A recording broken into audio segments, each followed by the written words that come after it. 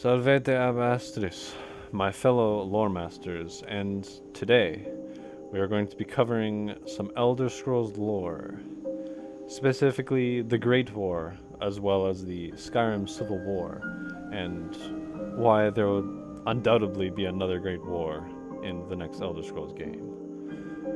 Now, I would like to start by saying that Elder Scrolls lore is very expansive and I am by no means an expert, so I am just a simple man trying to make my way through the universe.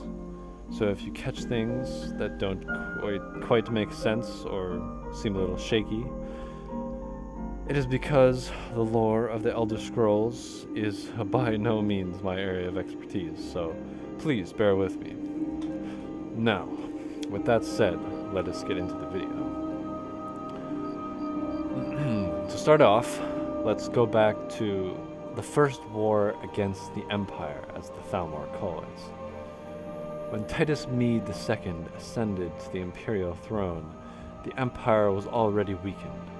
Elsewhere in Valenwood were ceded to the Aldmeri Dominion, and Black Marsh had been lost due to the Oblivion Crisis.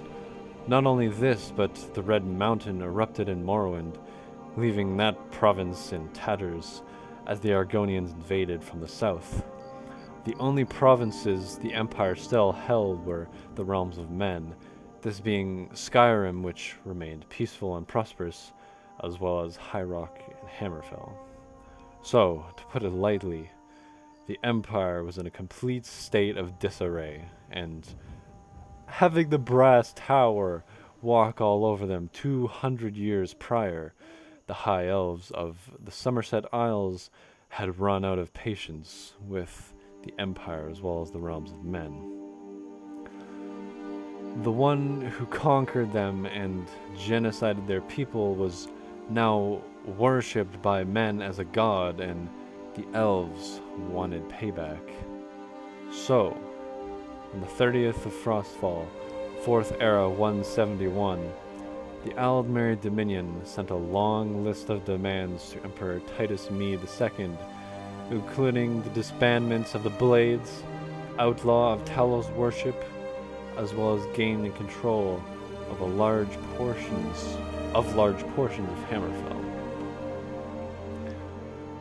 Titus Mede's generals warned him about the military weakness of the Empire, yet Titus rejected the ultimatum, and so the Thalmor ambassador upheated the cart he had brought with him to the Imperial City, revealing the heads of every Blades agent in the Somerset Isles, and so began the Great War. I won't I won't get into the details of the war because that's not the topic of this video.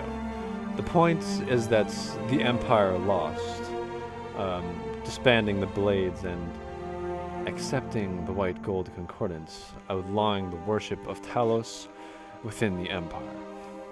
The only province able to fight off the Dominion was Hammerfell, which was amidst a civil war when the Dominion invaded. The Forebearers and the Crowns, the two factions locked in the civil war, decided to put their war aside to protect their homeland, and they were able to force the Dominion to a standstill by 4th Era 180, 5 years after the main war ended.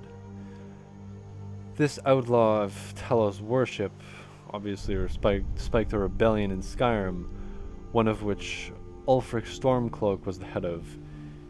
He sparked it by assassinating High King Torrig of Skyrim after seeing the Empire so weak.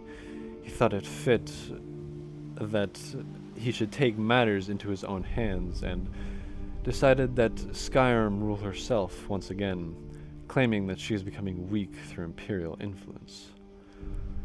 The Great War was extremely taxing for both sides. The Aldmeri Dominion may have emerged victorious, but not without great military and economic price, same as the Empire. The only difference was with the Empire, they are losing support among their subjects due to their growing weakness. It is quite obvious that there will be another great war. The most damning piece of evidence is that the Altmer call it the first war against the Empire, basically assuring us that there will be another great war very soon, but allow me to present a few other pieces of information to hint towards this and back up this claim.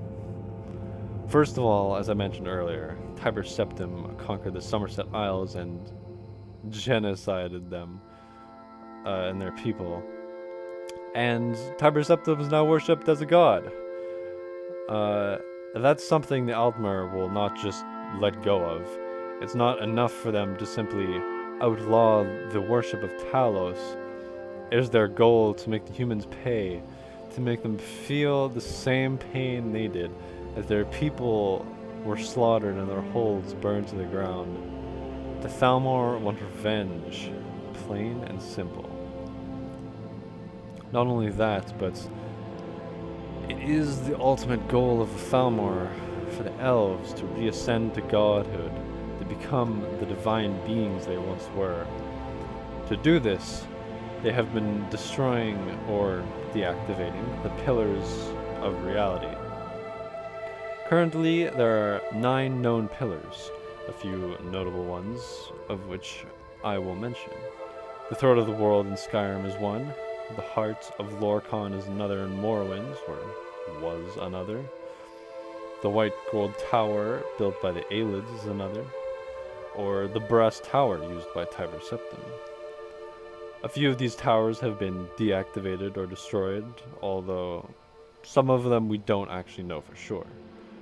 One tower that we know for a fact is still active is the Throat of the World in Skyrim. Others, such as the Brass Tower, we don't know for sure, although it is said to be depicted being destroyed in 5th Era 911. I suppose that could be in the next Elder Scrolls game, but personally, I don't think that Elder Scrolls 6 will be that far in the future. Although anything's possible, so we will see. So, to combine those two things, it doesn't look like the elves will be settling down anytime soon. The Empire is weakened and vulnerable, and the Thalmor gear up for their next big strike. In the meantime, however, they plot chaos and disorder among Skyrim by fueling the Stormcloak Rebellion, forcing the Empire to contribute manpower to this threat. Although the Dominion's plans could possibly entirely backfire on them if Ulfric's rebellion seizes control of Skyrim. Either that, or that was their plan all along, to further weaken the Empire, depending on how you look at it. Although it is clear that the Dragonborn is the sole decider of which side is victorious in the Skyrim Civil War, we'll see what becomes canon in Elder Scrolls 6, a free Skyrim or an Imperial one. And going off pure speculation of the Civil War questline, I feel that a free Skyrim will become canon. Ulfric's questline just has so much more energy to it.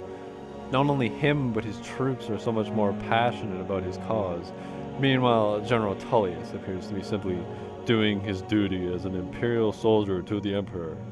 I know, this sounds silly, but I honestly feel that the Stormcloak questline simply just has more oomph put into it, if you know what I mean.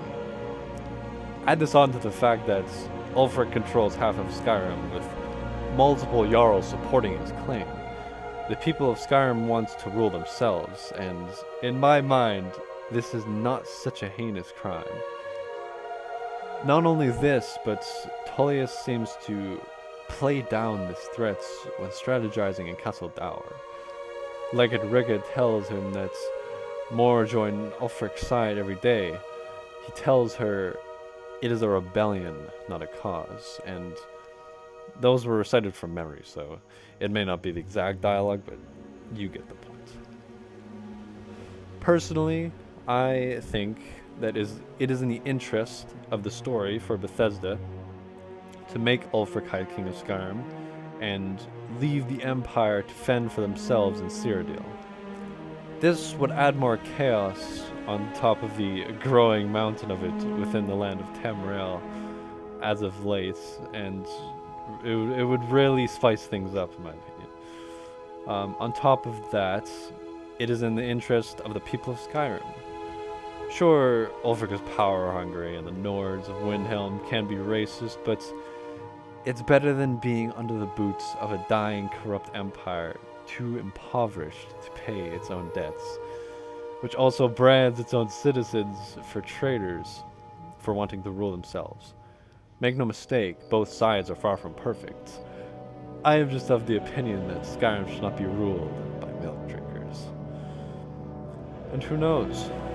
Perhaps the human countries form an alliance of men against the elves, consisting of Skyrim, High Rock, Hammerfell, and maybe even Cyrodiil. This could serve as an interesting twist to the story rather than just the Empire versus the Thalmor. Well, there you have it, everyone. That is my video on the Second Great War and the Skyrim Civil War. If you disagree with anything in this video, or have any interesting points to bring up, then please, by all means, the comment section is your own little realm of oblivion. But that does it for me in this video, so I will most definitely see you next time. Wind guides you.